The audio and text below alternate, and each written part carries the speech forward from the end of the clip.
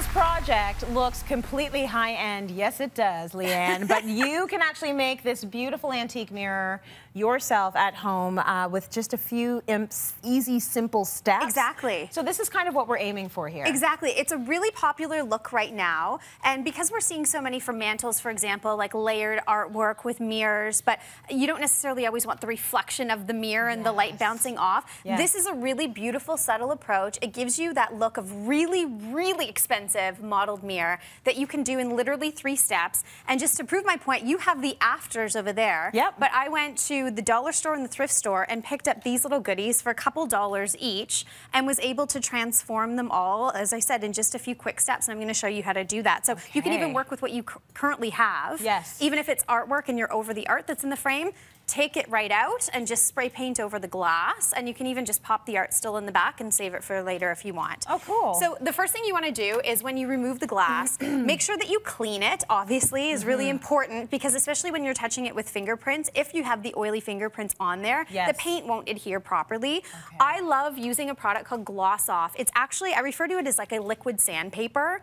So it's a cleaner, but it also micro etches the surface. So no matter what you're looking to paint, clean it with that first. And it gives you just that little extra step of adhesion, and even works on glass as a great cleaner. Okay. So do that first. And then the next step looks really difficult when you're looking at the piece of glass and you're like, how do you get that modeling technique to it? All you're doing is using a mirrored effect spray paint that literally has almost that chromed mirror finish. Yeah. You give it a couple of quick sprays, and actually we have some masks here, and I have my gloves on, right? Yeah. And you know what? I'm going to actually skip this step. Okay. I also skipped my words because I've already done the silver. The second step is actually to use this mottled gold color. Okay. So, and I'm going to explain the step in between. So give this. Literally, that's all we need. Okay. That's all we need.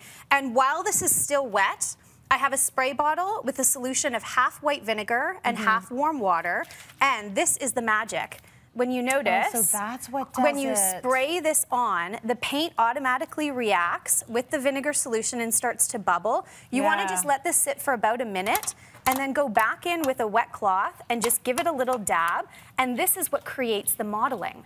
So you get that really beautiful kind of texture to the glass, and when we turn it over, you can see that I had a more solid coat with the silver, and now the gold's just subtly coming through there, if you can see that modeling technique. Yeah. Now there is one more step that we need to do with this, so we'll put this down, and this is one that's dried. It's in great shape, ready to go, but just to give it a little bit of extra depth and dimension, use a chalked paint. You can either spray chalked paint, or as I'm doing with rolling it, so I've used a charcoal gray, or use a navy, and this will just give it a backbone to add all of that depth and dimension. And I'm sure if even I just do part of it here, you can start to see now that it gives the richness to that modeling. So you could even layer on a third metallic if you wanted to, and really create and mix in as many depths of color as you want.